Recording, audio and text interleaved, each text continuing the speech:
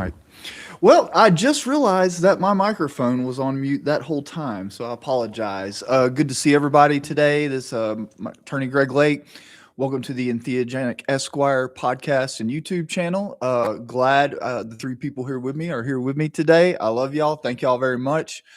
Um, got a couple things lined up for today, as indicated in the preview. There, we're going to be talking first about the video from Paramount Tactical that I dropped a link in the chat up here whenever I set the live this morning.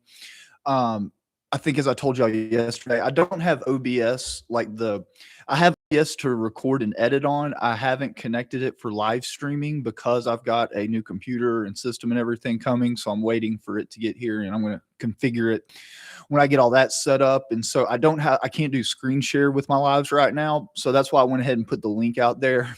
Um, from my understanding, in God love Paramount Tactical and them, but it sounds like some of y'all might not even want to have to watch that video that I'm talking about with Gary from Paramount Tactical, and I think her name's Andrea Burkhart is his attorney contributor. So, for those who were inclined not to want to watch it, you're not going to have to, but I do want to. I can only watch Paramount for a few minutes. Yeah, to be honest with y'all, I haven't watched a bunch of Paramount Tactical. Now, my impression, I mean, I don't have an ill impression of Gary. He seems like a pretty decent guy. I mean, I'm sure a lot of people might think he has a hidden agenda, stuff like that, and he very well may. I'm just saying, and I'm very partial towards veterans, just so y'all know. A lot of my charity work with legal services and stuff has been geared towards helping veterans, specifically with mental health problems. And so I'm very partial to veterans. I think Gary is a veteran, and so I'm always kind of inclined to give them a lot of slack. And I think I just think Gary means well. And quite frankly, I don't think the attorney that he had on there was trying to be malicious in any specific way, but we'll talk about it now. But after that, we're going to segue right into talking a little bit deeper about these text messages between Tyler Robinson and Lance Twiggs, talk about these Brian Enton interviews, and we're going to kind of look at, why. I want to look into the why of the Brian Enton interviews. I think there might be some deeper things going on there with narrative control, things of the like. And so we're going to talk about that. And I will say that, believe it or not, a little bit of what we're going to say about Gary's video will also bleed into that conversation as well. So glad y'all could join me. Thank you very much for being here. And let's jump right into it. Oh, yeah, if y'all could hit the like, comment, subscribe, all that good stuff, just as much support as I could get, be very much appreciated. But we're going to keep these things running. I'm starting to really like this. And so, I intend to keep running. So many subscribers we can get, likes, comments, all that stuff matters for the algorithm. Y'all know that. And so, that's it. So let's hop right in. So again, the video that I've obviously linked and want to discuss today, and Gary has this series, I guess, going on his channel called Dangerous Liberty. And it seems, again, I haven't watched these episodes, but just looking at the thumbnails, it seems that a lot of it has been geared towards the Tyler Robinson case, and specifically episodes, if just judging by the thumbnails, seems like there's some episodes, a lot of them aimed at Candace and what she's saying. Before you start, what does entheogenic mean? Oh, that's a very good question. And thank you for asking. So entheogenic is obviously from entheogen, and entheogen is, well, it's something that awakens the divine from within you. So normally when we say entheogen, we're referencing some type of natural earth, psychoactive plant or a mushroom or something of that nature, but it doesn't necessarily have to be. In that vein, meditating could be entheogenic, fasting could be entheogenic. Anything that basically connects you with God from within is considered an entheogen. And so entheogenic is just awakening the divine from within.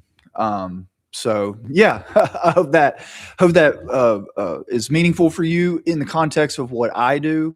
I am a constitutional free exercise attorney. I protect people in their religious exercise. My clients are like ayahuasca churches, other people who consume mostly plant-based, but some also synthetic, what I call entheogens. A lot of people would call it psychedelics. I call them entheogens just because everyone I work with really works with these like in the spiritual religious way. And so in that context, entheogen is the more, in my opinion, more appropriate term to use. And so I've been doing that full time for about 5 years, specialize in it, all that good stuff. And so that's how I kind of got the name of my YouTube channel here. So thank you for pointing it out, and I'm glad you did. I was, going to have these conversations eventually, right? So, anyways, we'll move right on. So again, the Paramount Tactical video, part of this Dangerous Liberty series that he has going on. I haven't watched many, if any, of the videos. I did watch this one with Andrea Burkhart, and I think he's done more than one, just to be fair. And the reason I did that is because this episode is really geared towards talking about those of us who are, questioning this narrative, asking questions, talking about alternate theories, things of this nature. And so in a way, when I looked at it, when I look at the thumbnail, I got the impression of this might be trying to like gaslight us. And then I watched the video, and it seemingly is in a sense trying to gaslight us. I'm not saying that was necessarily their intention per se, but it certainly came across as trying to convey that we are crazy or dangerous or, hurting our democracy by asking these questions, digging into these alternate theories, things of that nature, which obviously I vehemently disagree with.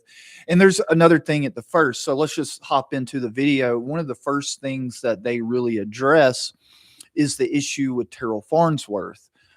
Who, just so we know, Terrell Farnsworth is the guy that was, standing there by Charlie when all this went down. He's the one that went immediately behind the cars and all that and did the selfie video like, oh, Charlie's dead. And then and there's also video of this, of him taking that SD card out of the camera behind Charlie, right? And so that was one of the first things that they kind of jumped into, is that my dad wants photos of the rifle. Oh yeah. We're going to get into that in a little bit. I'm going to talk about some of the specifics of the messages towards the end. But back where I was at. So yeah, Terrell Farnsworth's the guy who took the SD card. And so one of the first things they jump into, Gary is asking Andrea more or less like, did Terrell do anything illegal? Removal of evidence.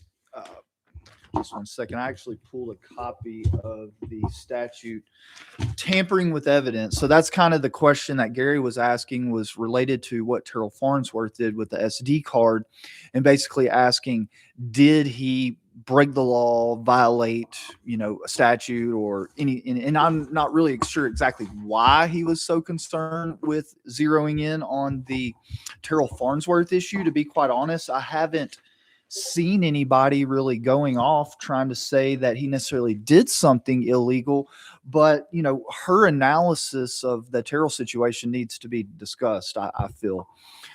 So first, just so y'all know, I read the statute. So the statute in Utah that covers tampering with evidence is going to be Utah Code 76-8-510.5. I am a licensed attorney. I'm not licensed in Utah, so this is just me as an attorney just reading this statute, just trying to get some context to where we can, kind of gauge whether Andrea's statements that she didn't think Terrell Farnsworth was doing anything illegal or wrong, we kind of gauge those against the law and see what the law says about potentially what Terrell Farnsworth did. So one of the things she said is, she made a point more or less that, Terrell had the right to physically remove the SD card because he was not trying to destroy, hide, or conceal the card. And so, according to her, there was no quote unquote tampering with the evidence. But I can tell you, I looked up the statute and it covers the removal. So removing an item of evidence, you don't have to destroy it or conceal it, simply removing an item of evidence. And here's what the statute says in a nutshell. Is someone knowingly or intentionally believing that an official proceeding or investigation is pending or about to be instituted. So we got to ask, did Terrell Farnsworth, would a reasonable person have had a belief at the time that he took that SD card that an official proceeding or an official proceeding or investigation is pending or about to be instituted. So in this case, it would really be, was there reasonable belief when Terrell Farnsworth took that SD card that there would be an official investigation about to be instituted? Okay. And look, I'm not going to sit here and try to answer that question 100%. I trust y'all to do a really good jury job and take that upon consideration for yourself. But I just wanted to let y'all know that that's really what the standard is. And so this idea from Mrs. Andrea that, just because he didn't destroy it or conceal it or try to hide it in any way gets him in the clear under the tampering with evidence statute. It certainly does not. Simply removing an item of evidence, if you have a reasonable belief that there is going to be an official investigation, having to do with it, then that you're in there. Okay. So again, I'm not going to answer that question as in this specific instance, but I think we can all draw a pretty good conclusion about what that is. And then she also tries to make a point that, and she doesn't like specifically get into it in detail, but she suggests in a way that, because it's his personal property, that he somehow has some kind of extra right or different right than everyone else as it relates to this evidence. And so again, does the statute anywhere even reference whether the property was owned by the person charged or not? No, it does not. It is wholly unconcerned with whether the wholly unconcerned whether the SD card was actually his property or not. But that also begs the next question, though, and this is just something that came to my mind is, well, was it? And maybe there's another creator that's covered this, but was it his property?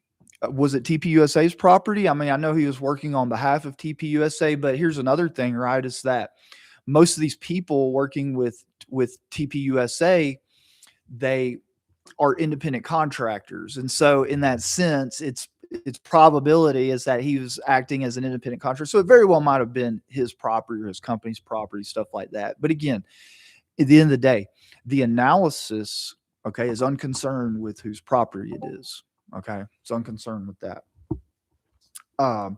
And so she basically said that, Terrell's done nothing wrong unless a judge issues a warrant or he unilaterally agrees to hand it over. Again, the statute, as I just read a second ago, right, does not require that there actually be an official proceeding or that a warrant issue in order you to potentially be liable for tampering with evidence, right? All it takes is a reasonable belief that there will be an investigation or proceeding instituted, and that this piece of evidence, whatever it is, would be involved or relevant to that investigation or proceeding. Just my opinion. I don't know if someone, an adult of age, could sit and look someone else in the eye and say that they didn't have a reasonable belief or shouldn't have had a reasonable belief that at the time he took the card that it wouldn't be relevant to the investigation. That's just my opinion. Y'all are free to feel as you will about it. I just think that it should have been glaring obvious that whatever was on that SD card was going to be critical to this investigation. Okay, but she does in a roundabout way acknowledge, and this will go to what we talked about the other day with regard to the text messages. Okay, remember we were talking about authenticity. Well, in other contexts, not just necessarily text messages, but also part of the authentication issue is what we call chain of custody. So, for instance, whenever you go, if you've ever had to take a drug test, you know that when you go take the drug test, you pee in the cup, whatever it is, and you have to sign, you have to initial like the cup, the form, all that stuff. Well, why is that?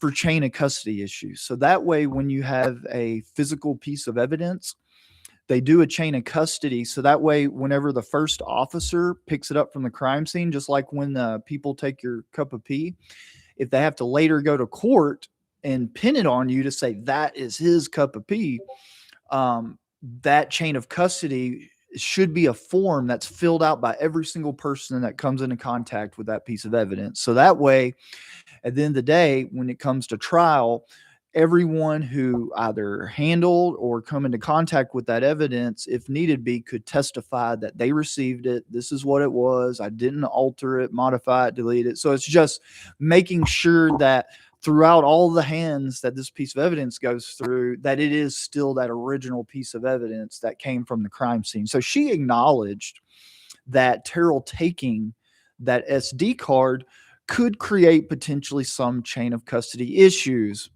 She kind of wrote it off though by saying, well, if he were to download it and modify it or edit it, it would come out in the metadata, which is, I'm not 100% hip on all that. So I can't say 100% whether that's all the way true or false, but still, we shouldn't have to be worried about that, in my opinion, meaning that he shouldn't have just never had it. Him taking that card potentially in violation of state law, and then here we are having to try to account through metadata whether this piece of evidence was altered or modified when it should never have been in his possession anyways after that. It just really shouldn't, in my opinion, right? And I think that's pretty clear to everyone who watched the whole thing. And correct me if I'm wrong. Now, I could be wrong. This is just from my memory. I want to say before, and there's definitely police there. That's another thing, is that when this card was taken, there was definitely police there. And I want to say that the police might have even glanced over, and again, it's all on camera. But I want to say that before he does it, he kind of looks around a little bit suspicious. Now, I could be wrong about that. My memory might not be serving me 100% correctly.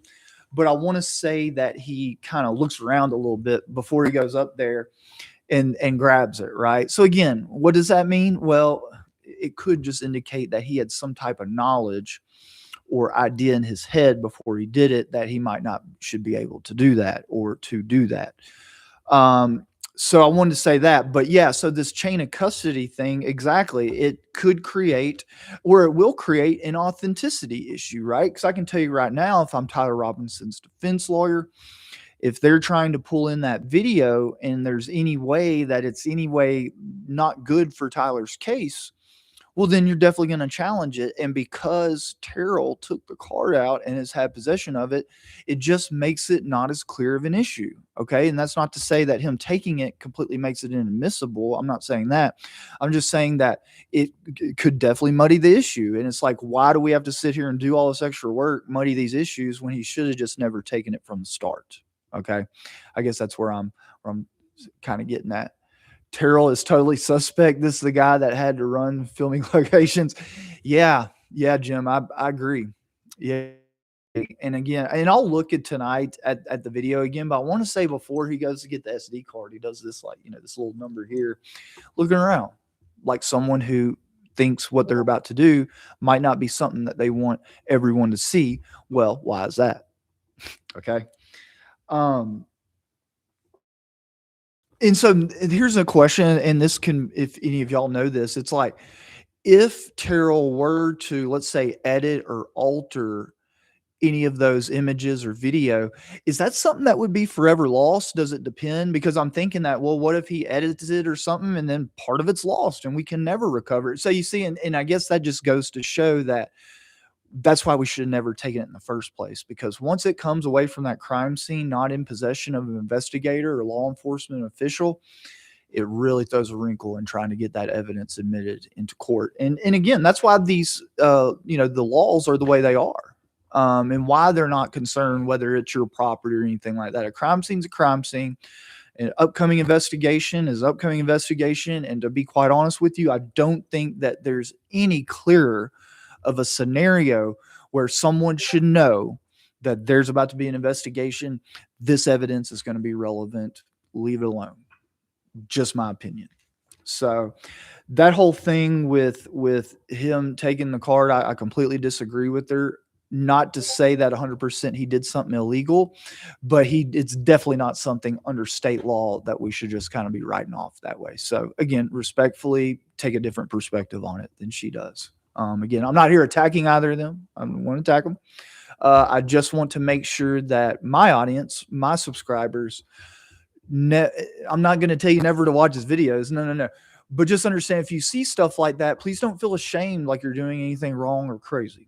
Okay, now I'm about to get into that a little deeper, but that's really my point here is I just want to go through these things real quick so that way in the future, if y'all ever hear anyone else speaking like that about this case and what we're doing here, you'll know that you're absolutely doing nothing wrong. As a matter of fact, I venture to say that right now, us together, we are executing our First Amendment right to free speech, to association, to gather. This is the quintessential function. See what I mean? Right now, unfortunately, because we perceive that this is a corrupt government or some kind of deep state thing going on here, we're using our rights to both gather and speak to one another in order to potentially hold those responsible parties accountable. This is the quintessential First Amendment free exercise for me. Just so y'all know, I think this is exactly what our founding fathers intended whenever they put the First Amendment, particularly free speech, in the First Amendment. So general discussion, it's funny because there's several times throughout the video where Gary says things that contradict the ultimate, I guess, impetus of the video, kind of gaslighting us because in one part he says, yeah, it's completely reasonable to have distrust for the government. He's like, I completely understand that, having distrust for the government, they've tried to pull fast ones on us before, JFK, some of these other things, right? And so, he says that, and then he also says, he's like, and who we can't trust the media, and I've got it written down here. Yeah, he implies what we were doing is harmful or wrong to our country or democracy. He claims that lots of people are manipulating the distrust and or grifting. So, I'll just say this about me and this channel. Look, if spending several $1,000s to do your YouTube channel without any real promise of return and loving it is grifting or trying to take advantage of people's distrust, then I guess I'm guilty as can be. But I don't think that's exactly what this is. I'm no way trying to manipulate people's distrust. I'm trying to help people grapple with it. You understand? I'm trying to help people grapple with it. I'm trying to help you come to understand what exactly we're looking at here. And, both if you should have some distrust in this situation particularly, and if so, to what extent. Okay. That's all I'm going to say about it. He goes, he admits that there's good reason not to trust the government. And then he says that there's lots of disinformation that comes through the media, talking about the mainstream media. Amen. And that, to be quite honest with you, it's the information that was fed to us through the mainstream media is a lot of the reason why we're here, right? I can just say for me, for sure that, and I think I said this maybe yesterday or the day before, but the immediate move to try and politicize a couple things. One, Hunter Kozak's question, whenever I heard of the question that Hunter Kozak was asking whenever the shot rang out, that was like the first thing that even cued me in. And then the politicizing, both with our friends over there in the Middle East, right, going on TV almost immediately, talking about their relationship with Charlie, et cetera, like the immediate politicizing. Oh, I hate these furries. You better hate them. Oh my God, they're dangerous. Furry liberals. They're killing it. That is really what cued me in, is the information coming out of the mainstream media. So he's very right on what he was saying. We agree with that, Gary. We certainly do. And I think that fact just underscores the importance of exactly what we're doing here. And that fact makes me feel good in what I'm doing here. And that fact makes me feel good in what I'm doing here, even though I'm spending money to do it. Okay. For real. So thank you, Gary. That was a great point. I surely agree. And so basically a lot of what they're kind of getting at, and the lawyer breaks it basically down to this, is she's saying that these other theories are so crazy. And, to be quite honest, she doesn't even look at the camera a lot. So I'm not saying she's being inauthentic. I'm not saying that because I don't know, but certainly she did not really look at the camera a whole lot. Seemed to be kind of looking, maybe she was texting on her phone or something, but just didn't seem 100% engaged in this conversation with Gary. but yeah, so her basically coming down to her main thrust of what she's saying is that because these alternate theories and the hypothesizing and stuff that we're doing doesn't account for all the facts, that it's crazy and basically dangerous for our democracy. And so you're saying, well, Greg, so what facts is she talking about that, our theories don't account for that make this so dangerous? It's like all the stuff that we're talking about we don't trust. Uh, she said facts about Tyler's movements. Like they really haven't even come out and been with any degree of certainty about what exactly his movements were. There's some general description of it within the information, but there is no good, thorough, comprehensive explanation by the state telling us what exactly Tyler's movements were. So I don't know where she's getting at with that. Then she's like, oh, the DNA evidence, the shell casings, the text.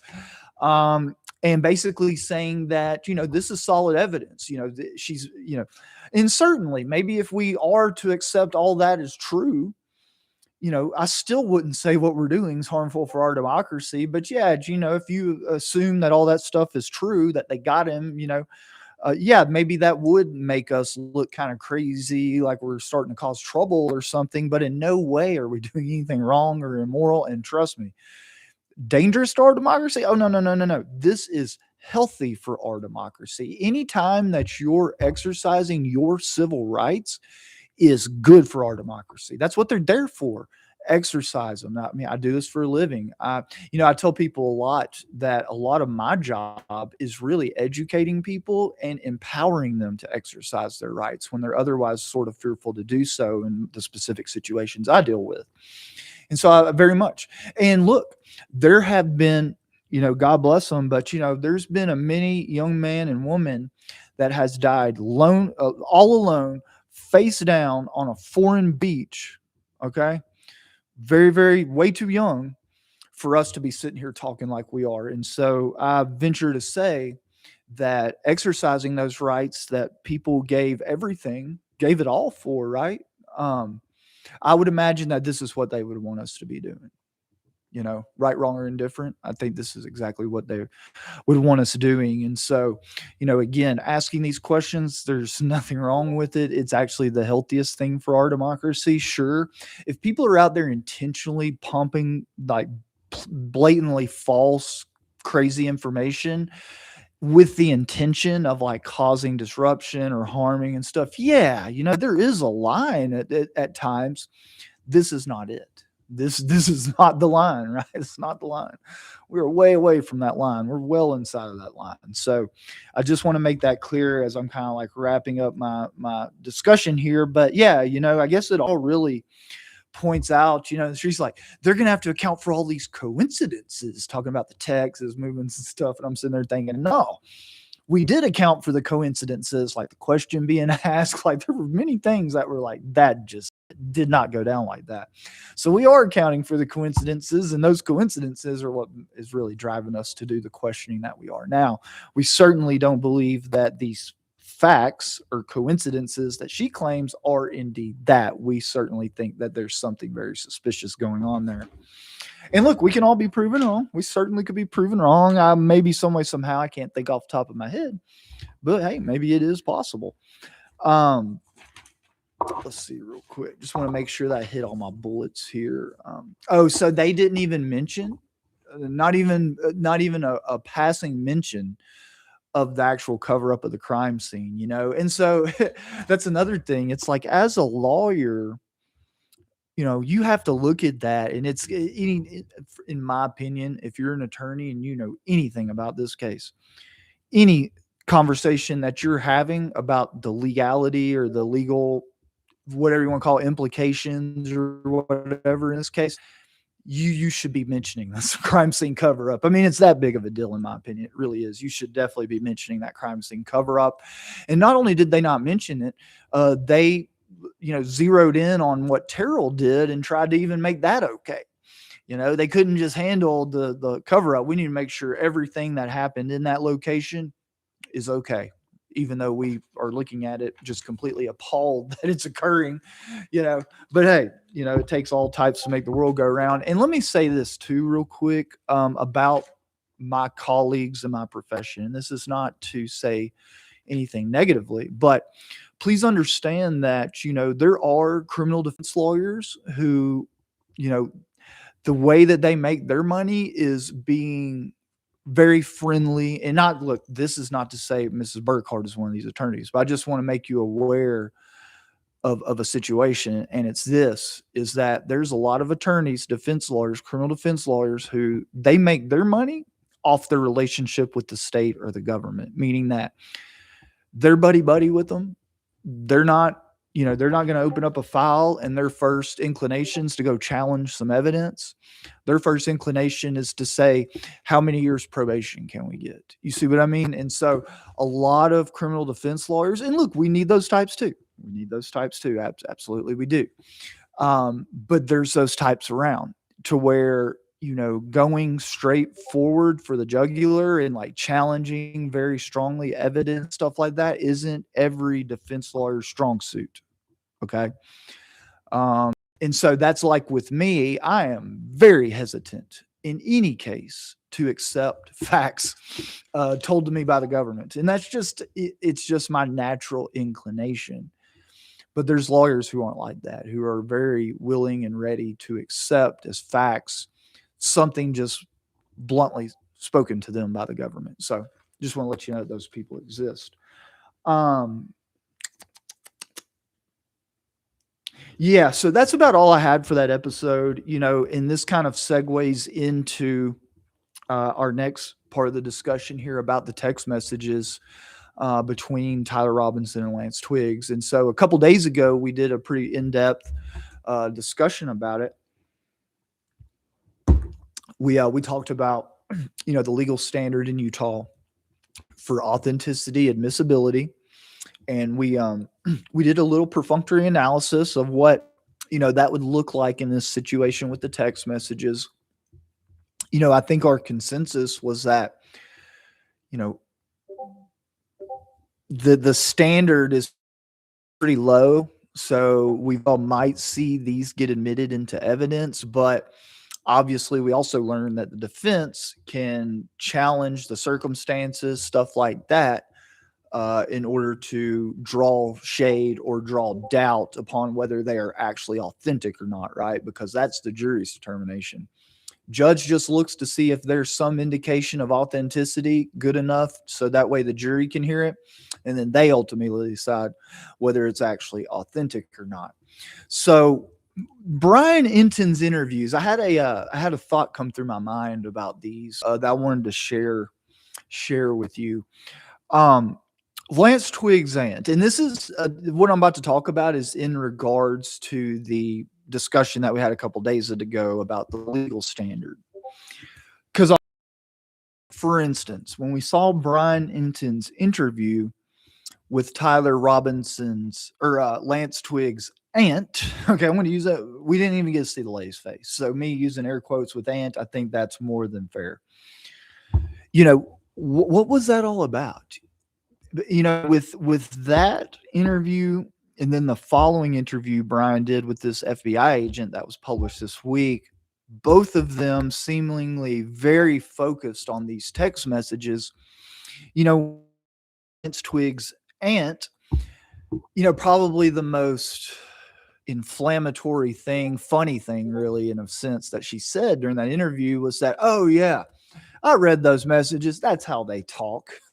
You know, oh, that's how they talk. Because if you remember when we talked about the standard, and I said it just a second ago too, it's like really looking at all the circumstances in order to determine whether these messages are authentic. And so obviously testimony or some evidence tending to indicate that the substantive manner in which this conversation's going down is congruent with how these individuals talk.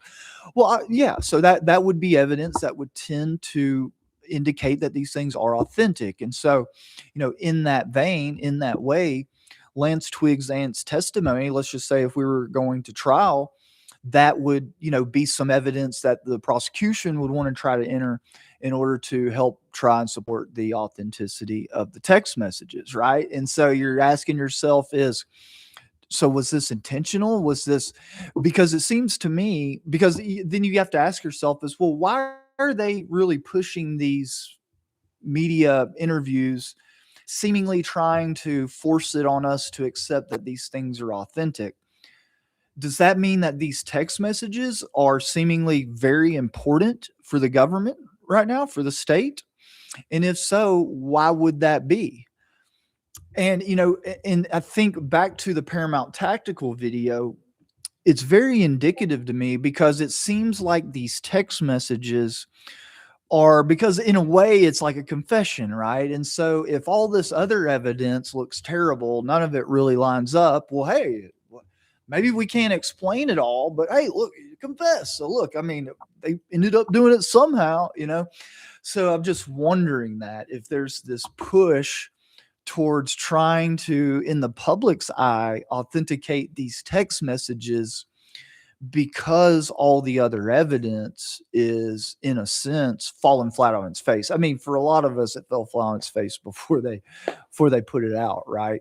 But is this trying to rehab it? Because I think a lot of the other evidence is coming, what's coming out, us looking into these theories, having conversations about this. I think what's happening is that more and more people in the public are waking up to look at the other evidence that, having to do, one, the crime scene cover up and all the other evidence that we're looking at. I think a lot of people are just starting to call that evidence into question so much that the state, the government is trying to push this narrative about the authentic text as kind of the catch-all, right? The catch-all confession, And so I think that, just my opinion, my impression is that, and I still believe it. I think Brian Enton's being used unwittingly in these endeavors.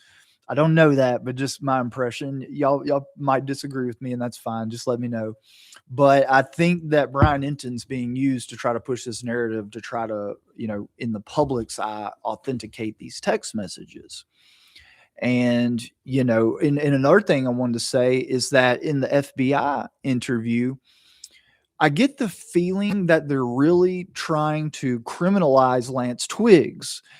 And I think what happened, on top of a lot of people just calling BS on the, Lance Twiggs' aunt's interview, that during that interview, she stated that Lance Twiggs had FBI protection. And I don't know about y'all, but I saw tons of people in chats and stuff really get up in arms about it. Barron was pretty much up in arms about it. And I get it. Why is this person being protected by the FBI when potentially they actually did something wrong? And so in the FBI interview with Brian Enton, it really seems, because the FBI agent gives his opinion, that looking at the text, it seems that, to him, that Lance Twiggs was in on it. Even though the messages seem to indicate otherwise, if they were authentic, his claim is that they planned it out like that. And so I'm wondering, in the back of my mind, I'm like, why is there's this sudden move? Also, it seems to criminalize Lance Twiggs. And, the best I can think is that either one, he was going to agree to testify, but then agreed not to testify. And so in that, it's a potential that they might have really been relying on Lance Twiggs' testimony as like one of their main foundational points in trying to get these messages authenticated. And if he's backing out and not agreeing to testify, then that's going to make it that much harder to try to get those text messages authenticated, because from what we know, it seems at that point, all you would really have is the police officer who took pictures, or however they acquired these things. Basically, very, very little necessarily to authenticate on. And that's not considering, however, whether they have like extra digital evidence forensically that can help tie it to that phone, to that place. So again, there's just kind of, I'm sitting here looking at these things wondering, like, is there a larger agenda behind these interviews? What's being pressed? Why are they all of a sudden wanting to go after Lance Twiggs? these types of things. And so again, it just kind of comes back into this analysis about these text messages, which are seemingly looking like they are more and more important to the state's case as we move forward, considering all the other like loose ends that we have out there with a lot of this stuff. Um, let's see. Oh, so yeah. So let's talk real quick because I brought this up the other day too. And thank all y'all for being here. Thank y'all from the bottom of my heart. Thank y'all. We were talking about the text messages within them include reference to certain facts. And we were stating that there might be an issue about whether it would have even been possible at the time that those messages were sent for them to have that information. Someone pointed out in the comments to me earlier today, maybe they put it there last night, but they pointed out in the comments, they were saying, sorry about that.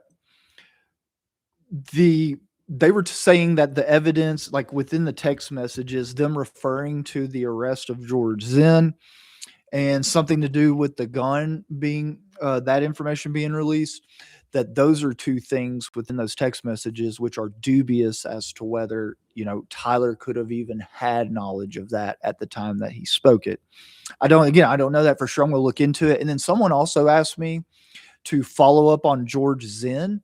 I did. I want to say he's still in police custody. They charged him with something to do with having the minor photos on his phone, and then maybe also too like filing a false report.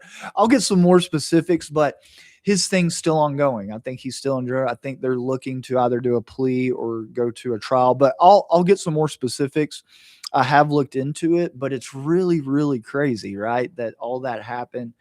George Zinn's past. Again, these are the coincidences that we picked up on. That is, this is why we're here today, because we looked at this and said, this does not make sense. This is not how we believe that this went down. And so here we are today, just trying to dig through it all. And, at the end of the day, I think you, like me, we want to find who really did this, who all was really ultimately responsible. And look, at the end of the day, if, by all means, if there's a video, maybe there's a secret video they just find where they just absolutely have Tyler Robinson on things. Very well.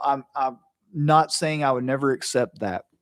But otherwise it just makes no sense. It makes no sense. And sometimes I think about like, what is the fallout here, y'all? And it scares me a little bit, to be quite honest with you, just in the sense that, if we sit here and watch this trial go down in the most corrupt and dishonest way as it, in my opinion, is kind of chalking up to be right now, what's the fallout going to be? People are going to be upset, and I don't blame them. So I just hoping and praying.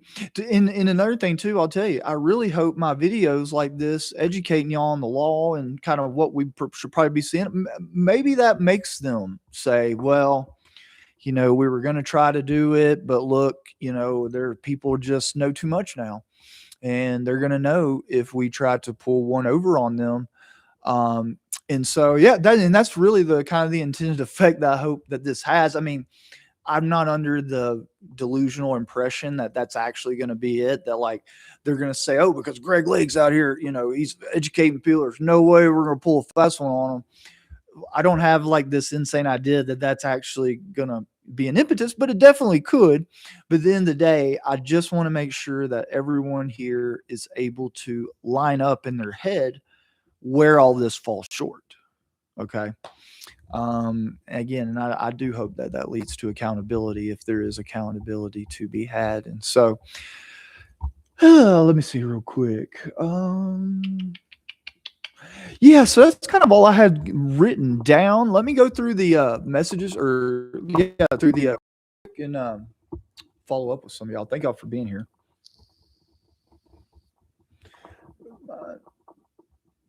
Susan, how you doing? Very good to see you here. Juan, very nice to have you, brother. Thank you for coming and participating today. It's been great. I let y'all know what. Yes, I have a hippie soul. It's hard. Look, I'll tell you all this. It's hard being how I am, but I can't help it. Being authentic is a very foundational core value for me. Anytime I find myself in my life being non-authentic, I really feel like I'm assaulting my spirit in many ways. And so, yeah, I look different, I dress different, I probably talk different stuff. I can't help it. I've got to be me. And it makes it hard to fit in stuff like that. But hey, you know, um, let's see. I get the gaslighting vibe from Gary, Susan. I did too. I haven't spoken with him ever or really watched a lot of his content, so I don't want to like judge the man in any kind of permanent sense, or I want to give him some leeway. But that video definitely felt like it to me. My dad wants photos of the rifle. He says Grandpa wants to know who. So that's another thing. Let's talk about this real quick. And I actually had on my mind to mention this is one thing that I found early on was, they released a photo of this rifle, which is very modern. It's a very modern rifle, the picture that they published with the scope and all that. However, the stated rifle that he allegedly used was a Mauser, a World War I Mauser, ladies and gentlemen, which I can tell you looks nothing like the rifle that they showed on the news. And so the question is, how could Tyler Robinson's dad have connected this by seeing this rifle that they put out on the news when that's not the alleged rifle? That's not, and as a matter of fact, a Mauser looks very dissimilar to that. So that's one thing too that hopefully the defense will point out about these text messages is that internal inconsistency. Let me know if I'm wrong on that, but I'm almost sure that was a thing, and I think other content creators have discussed it. I mean, not saying that like validates it, but I think this has been something that's been pointed out before. And maybe it was Coach Colin I heard point that out. But yeah, there's definitely an issue with the timing of that rifle, the kind of rifle, and could he have had would have that have been knowledge of the Mauser rifle? Yeah, that didn't add up either. Yeah, Gary got the confirmation from Mitch Snow. That's one thing I wanted to mention to y'all too. I told y'all I have a predisposition to help veterans, and so I give them a lot of leeway. I know a lot of people had issues with Valhalla VFT and the way that he kind of went off on Mitch Snow after Candace brought that into the equation. He was upset because Mitch had some charges and some other witnesses and stuff that he said he wasn't a good person. No one really impeaches credibility per se, like on this specific issue, but it came up that Mitch wasn't the greatest guy and stuff like that. And so Valhalla VFT got upset. He takes it very seriously, and I agree with it. People who he believed were like harming women, stuff like that. So he kind of got in his feelings, and a lot of people got upset about that because they felt that it was not a rational or proportional reaction. I love them all. I know Nate, like many veterans, are very passionate about certain things like that. And so, it didn't surprise me when he did that, but it didn't. Here's my deal is that with Mitch Snow, his credibility as to that event has really not been impeached. These other things that they brought up, no doubt, are not something that are desirable or that I want, glad that this is it. But those aren't things that you could go to trial and bring up in front of the jury to try to impeach his credibility. So when I'm looking at Gary's story, whether to believe it, whether to factor it in my mind on this issue has nothing to do with that. It has to do with if we were to go to trial, would he be impeached with some of this stuff? And so, that's just my take on it. I love Valhalla VFT, Gary, all these people just the same. I didn't really hold it against him, but just wanted to point out. But I do understand why people got kind of twisted with Nate a little bit. So just want to point out I'm aware of that controversy, and our channel here, we're gonna stay out of stuff like that. We're gonna love and respect and honor all the other content creators, and yeah, the Mitch Snow thing's a trip. But yeah, Gary, back to the original point, Gary did on Paramount Tactical was questioning Mitch Snow's son, for y'all who don't know. And like his son confirmed that indeed Mitch was there at Fort Huachuca on the day that we said. And that in fact, the military police called his son on that day from Fort Huachuca. So yeah, it's kind of golden. Man, Gary, God bless him. Let's see. There had to be an understanding that investigation was about to begin. Yeah. I mean, look, um, I'll just go ahead and say it. Anytime someone shot the area, especially within the immediate vicinity of where that person, tragically, is unalived. Yeah, that probably everything. I venture to say everything within that immediate sphere there is probably needs to stay there. Just a thought, and it's one of those things. We live in the day and age where we have true crime experts everywhere. Like it's like it's common knowledge. It should be common knowledge or understanding that you don't touch anything at a crime scene, whether you own it or not. You don't own it for the temporary, while the police are investigating. So yeah, let's see. Terrell told Candace that he gave the footage from the cam to the feds. Did the camera have a MacGuffin in it though? Did it put a ball's eye on him like a red dot for a drone? Oh, hey, that's a very good point. Yeah, and he said he gave it to the feds. We haven't seen, obviously, any of it released. I think that Candace got a little bit of it and released a little bit of it. Maybe Barron and them have seen it too. But again, Tyler Robinson's defense lawyers, if they try to bring some of that in, they can most definitely try to challenge the authenticity. And it could become a debacle, with having to try to prove it up now that he took it. So again, even though that maybe that evidence ultimately isn't relevant or this or that, but him taking it, if it is going to make it, there's going to be lots of time and resources have to spend to try to authenticate it when that shouldn't have been the case had the police just had ready, immediate access to take it into possession as part of their investigation. Same with mics, the speakers. Hold on. Let's see. Lizard, you said if the plane was crashing, he'd be running around looking for his bag. He definitely broke the law taking the memory card, especially because it was possibly the best view we have of the incident. I can't say I disagree with that. And again, per the statute in Utah, really, it would really just come down is is it your belief that he should have known or had known that his removal could have hampered an investigation? So yeah, I mean, when I'm looking at it, I'll put it to you like this: it's not an open and shut thing like Mrs. Andrea Burkhart was trying to place it in no way, shape, or form. He definitely could be charged in Utah. Again, whether he'd be convicted or not, I don't want to speculate. But looking at the statute, I certainly think that the statutory elements are pretty much met. Terrell is totally sus. This is the guy that had to run to his filming location within seconds of the killing. Yeah. I'm behind veteran or not. Gary is shady. We can respect his service and still question his current behavior. Yeah, we certainly can. No, we can. Absolutely. And so with that, I'm not saying that, veterans get all passes all time. Certainly not. Certainly not. I agree. We can question, his position on this stuff for sure. So he blocks everyone who disagrees with him. I hadn't heard that before. Well, maybe I had heard that before. Maybe I also heard that on Coach Collins' show. Let's see. Thank you for reminding people. Yeah, if y'all haven't followed, please follow me or subscribe. Be very much appreciated. We got tons more stuff coming. I'll be doing another live tomorrow for sure.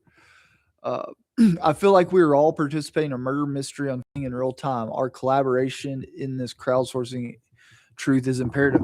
Yeah, so this is very incredible. And my wife and I actually were briefly discussing this in the grocery store. It's like, I think what we're looking at, to be quite honest, is a new form of citizen investigation, citizen journalism, citizen investigation.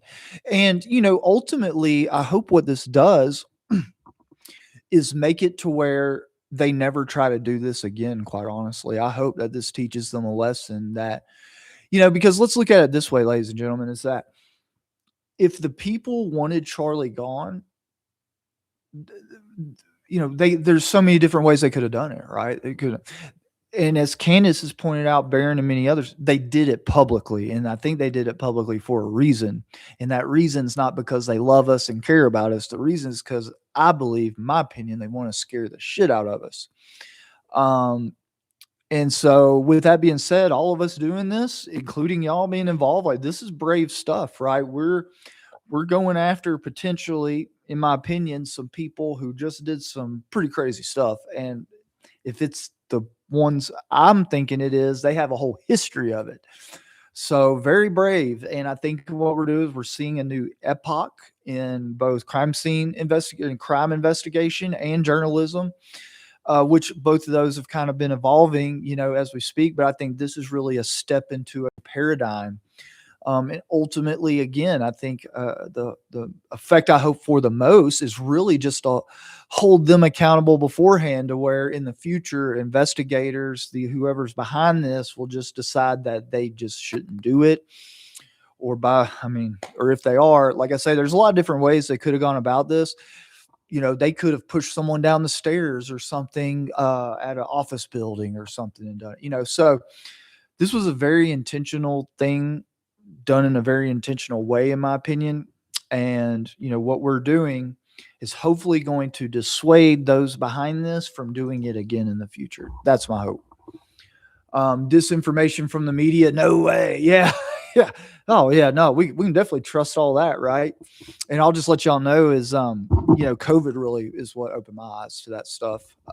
COVID really was the nail in the coffin for me. Terrell knew he was interfering. He also moved and stood on the chair that Charlie was sitting in. Yeah. Yeah. I mean, in most instances, you got to think, how did those police just let him do that?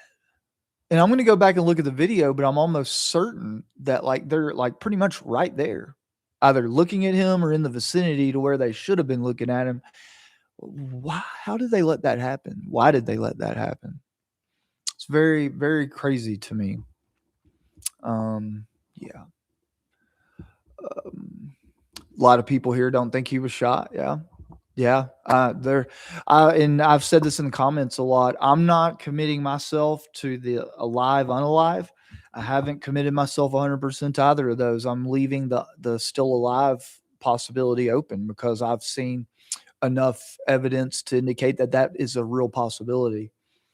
I don't think that not seeing enough evidence, but I rule nothing out with this lie. Yeah, exactly. Best video of Tyler has the governor candidate car on the drive. Nuts. Tyler. He definitely looked around. I noticed that. Okay, Bellagio, I hope I'm saying that. They are saying that girl did do a quick 1-2 before he grabbed the card. That's what my memory had told me. I'll again, not doubting you, but I'll check it out again too, just to make sure. But I was almost certain that he does a little 1-2 before he goes after the SD card.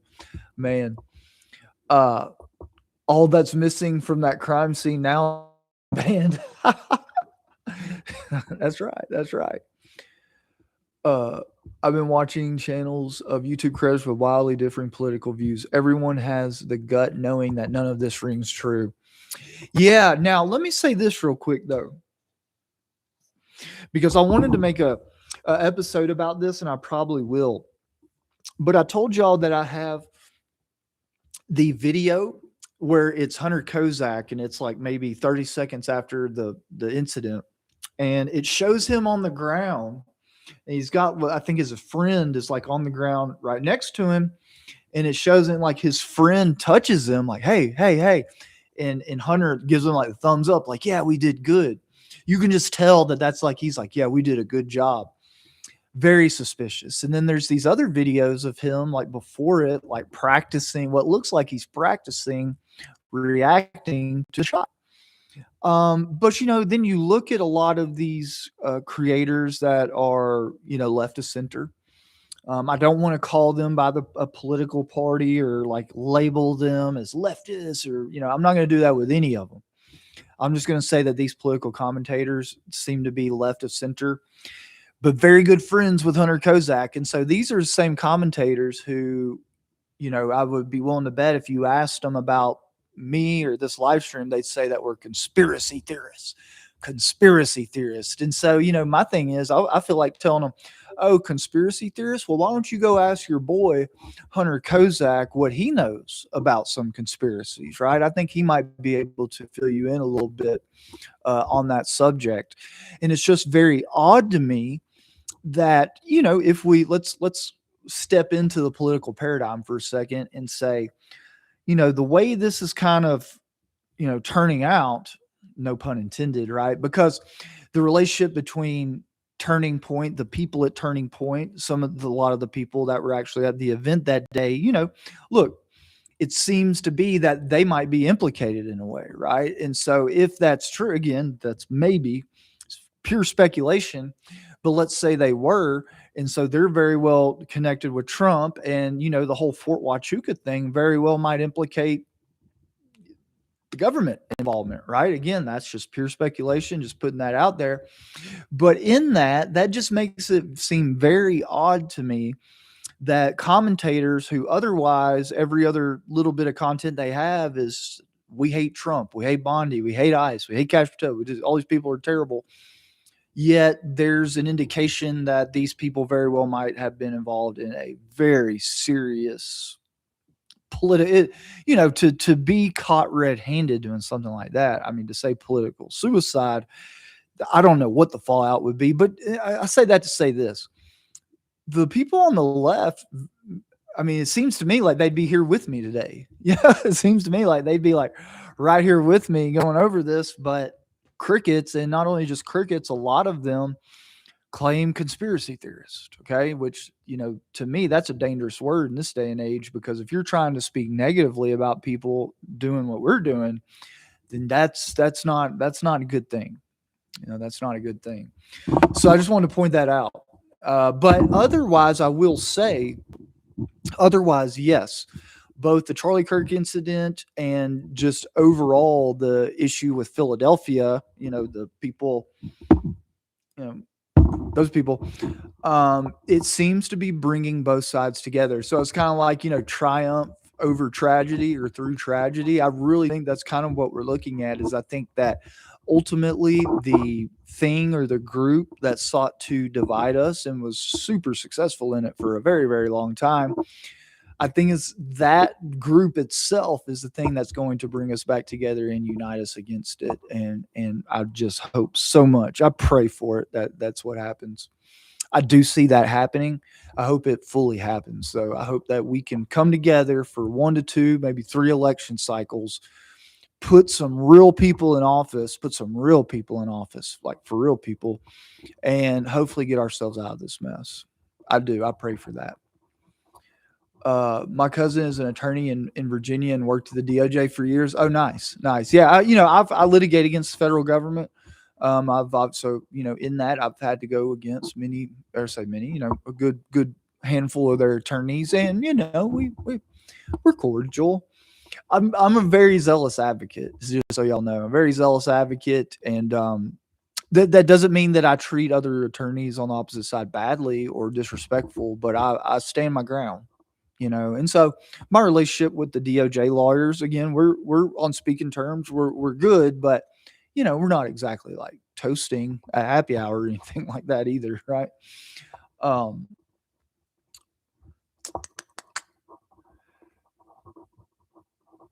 Dear individuals in this fine speaking room, let's also post comments in the style of Tyler and Lance. Is that a not magnificent idea, good friends? Yeah. Hey, is it even possible to recreate that? Like, that's original artist, good work. Like, whoever styled that, they've got some pretty eloquent prose coming out of their repertoire, right? That's funny. Yeah. Brandy and Billy got some interesting comments from Minton at the end of one of their live streams. They were waiting to interview him outside of court, but said he wasn't allowed to appear live. Oh, that's interesting. Okay, I'm going to look at that. Yeah, so I think those two girls, those two ladies were actually outside the courtroom at the last hearing.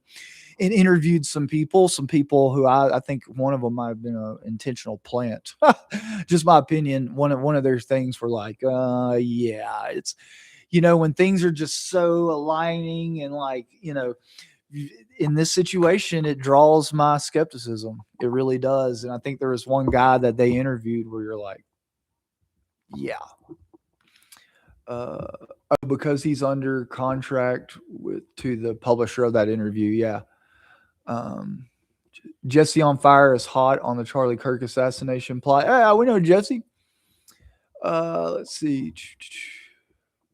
Cooking idea. So I see y'all are kind of just making fun of the messages here. Oh, y'all are actually doing the talking like that. Oh, I love it. Let's see.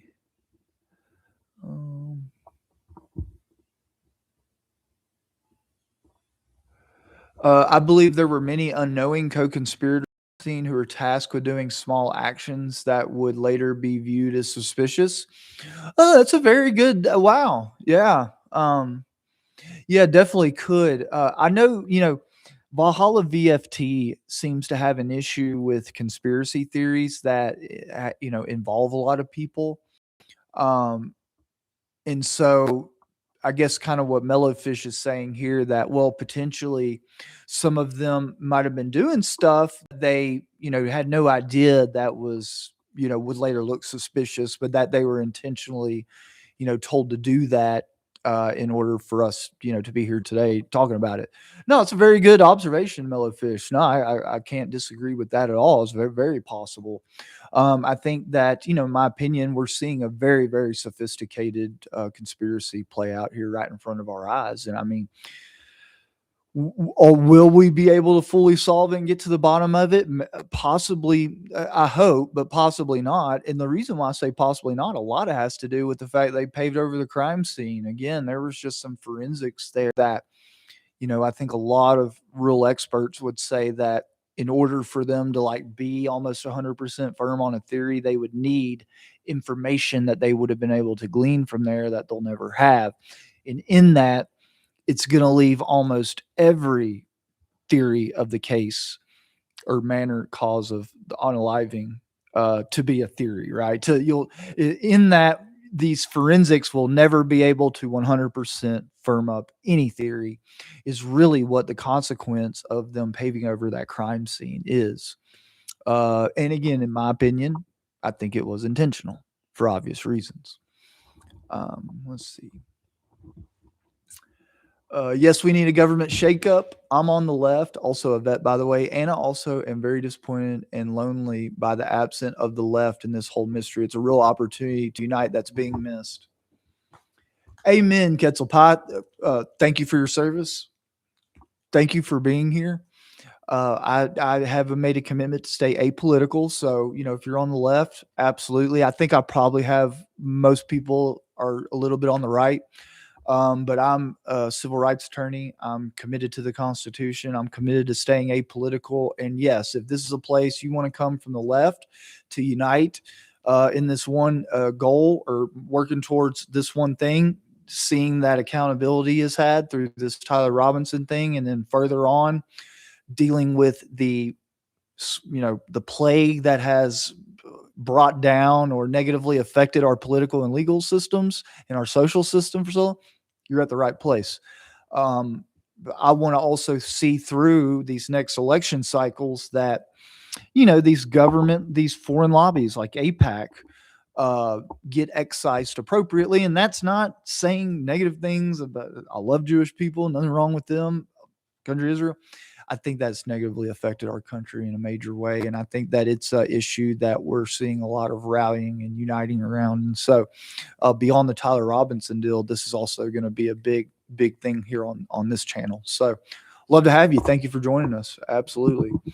My cousin left the DOJ years ago, forgot to say he's in private practice for years now. Nice. Yeah, DOJ, like I said, there's nothing wrong with DOJ lawyers. I'll say this real quick is that, what I've noticed, and maybe y'all have too, there's a fundamental personality difference between lawyers who tend to be good defense lawyers, criminal defense lawyers, and attorneys that are prosecutors. However, a lot of times you'll see prosecutors come and afterwards be criminal defense lawyers and actually be very good at it. So, there is that too. But I have noticed a very much a personality difference between, say, like me and your typical Department of Justice attorney. God bless them. Let's see.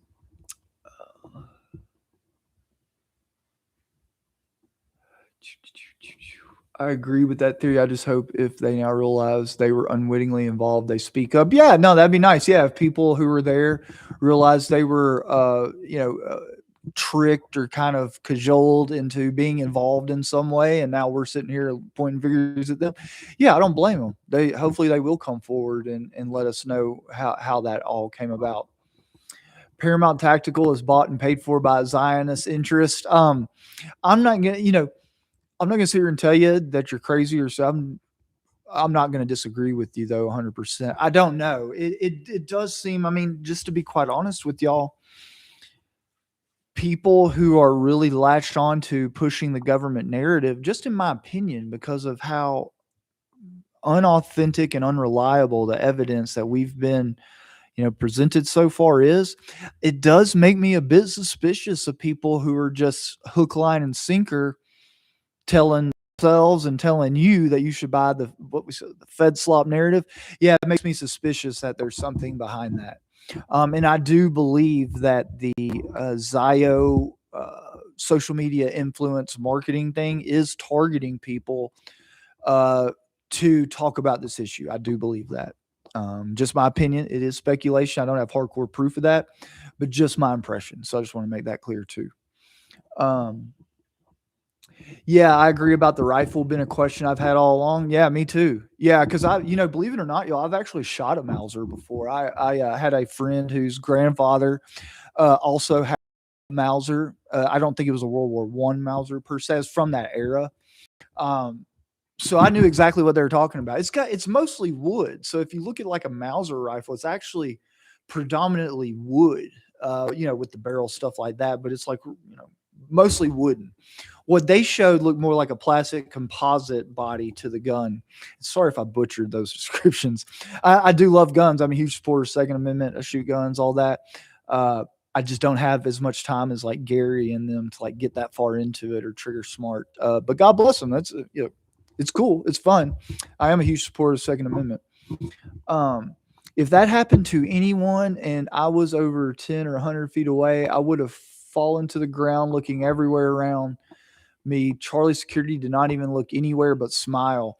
Yeah, and then someone mentioned too that the smile they believed was because Charlie had say, "Hey, did I do a good job?" They are speculating that the smiles were something that Charlie had said or commented on after the incident. So hey, it very well could be. Very well could be. There are a lot of politically homeless people at the moment, not just in the USA. Same in the UK. Yeah, we've they had their way with us for all these years, and in my impression is that it was intended to divide us, and they did a very good job at it. And in that, and I think I said this before too, it's really on the social issues, right? Like you should hate furries, stuff like that. And so it's like whenever they came out immediately on the furry thing on the Tyler Robinson, and I knew that it was being intentionally done to be divisive, it's actually what alerted me initially to think something's not right there. So in being divisive, they went too far with me on this. It actually made me perk up and say, this is being done intentionally. TPUSA has lawyers on both sides of the Charlie Kirk cases. So that's one thing I wanted to briefly mention here at the end too, is I have been hearing, and I've tried to look up articles and stuff. I couldn't find anything, but man, if y'all could provide me with any article or video or any information that you have about, allegedly it's Terrell Farnsworth's, I think, cousin or brother-in-law or something. One of the male lawyers, I think it's the Burt guy, maybe, or Bart or Burt, is actually related to Terrell Farnsworth. And if that's the case, then that could really be a potential issue, conflict of interest, with that person representing them. But I want to know more about it. If I know more about it, I can really, discuss it in greater detail. But I don't want to speak too far out of place. So yeah, if y'all can find anything, let me know, and I'll be glad to cover it and talk about it. Because yeah, that's very material. I hate that. Oh, one thing too, going back kind of to Gary and them on Paramount Tactical, that video, you know, they're, when they're saying, oh, we got to account for these facts, like Tyler's movements, being at the campus, his DNA, being on this gun, all this, it's like the concept of a patsy, they're not even giving that a chance, right? When we know that patsies have obviously been used many times before. And so that's also what makes me suspicious. It's like, okay, despite the fact that we know that the government's use patsies and all these different other, unalivings, somehow here, you're crazy. This is harmful our democracy for you to assume or think, even theorize that there was some kind of patsy involved in this. And so again, back to, I think we're being gaslit. I think we're being gaslit. So who knows? As we move forward, I think the picture will become more and more clear.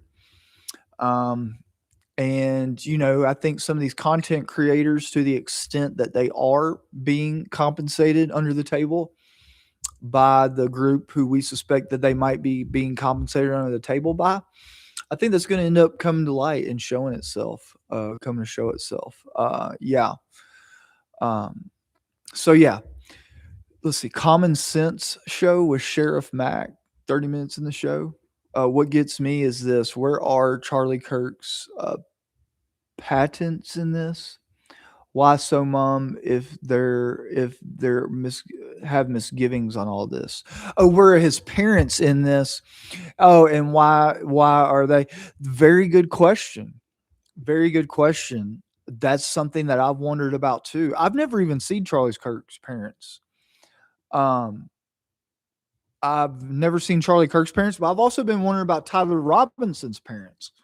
The whole, that's another thing too, right? Is that, and I did just briefly mention this, but the rifle again, how would his dad have known that it was the grandpa's rifle when they didn't even put the grandpa's rifle in the media? It was some modern day rifle, as far as I could tell.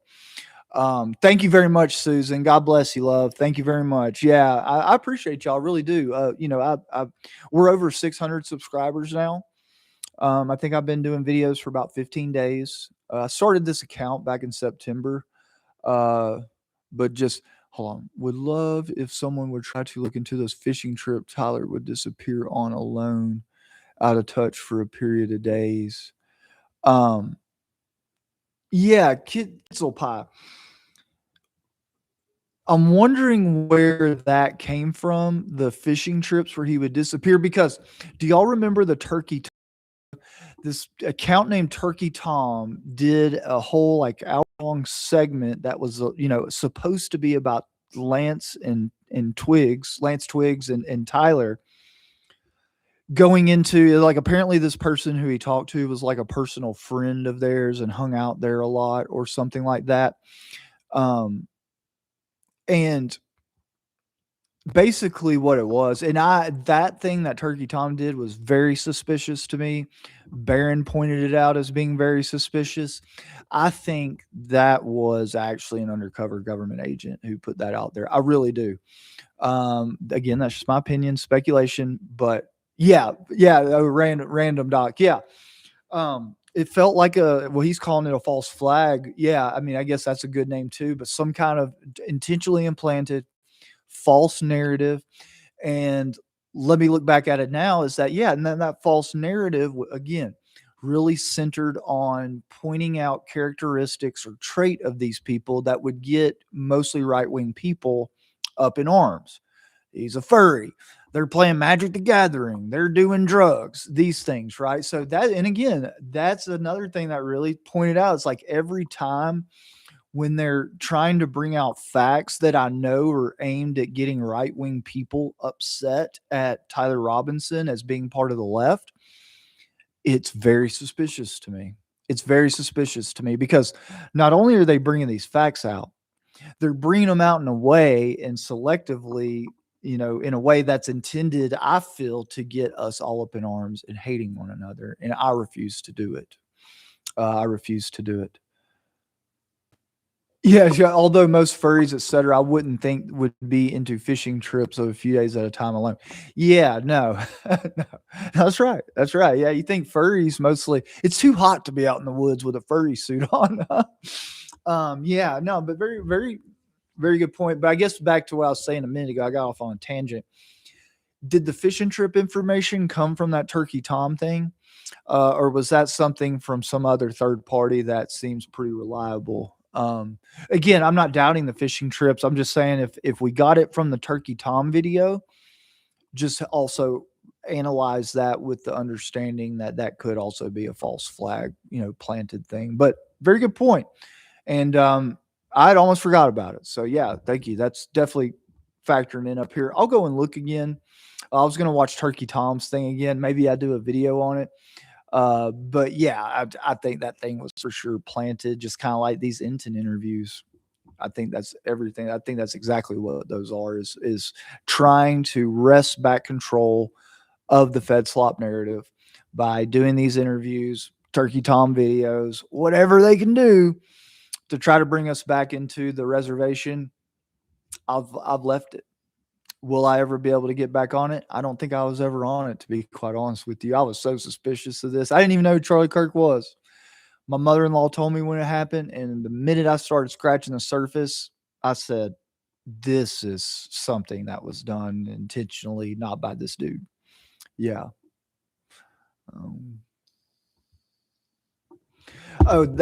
That's where you will see them. Common Sense Show lawyers on both sides of Charlie Kirk cases. So watch the Common Sense Show with Sheriff Mack. Will do. Thank you, Robert Wells. I appreciate you. Lance Twiggs could certainly shed light on the fishing trips where they really have. Yeah, certainly could. Certainly could.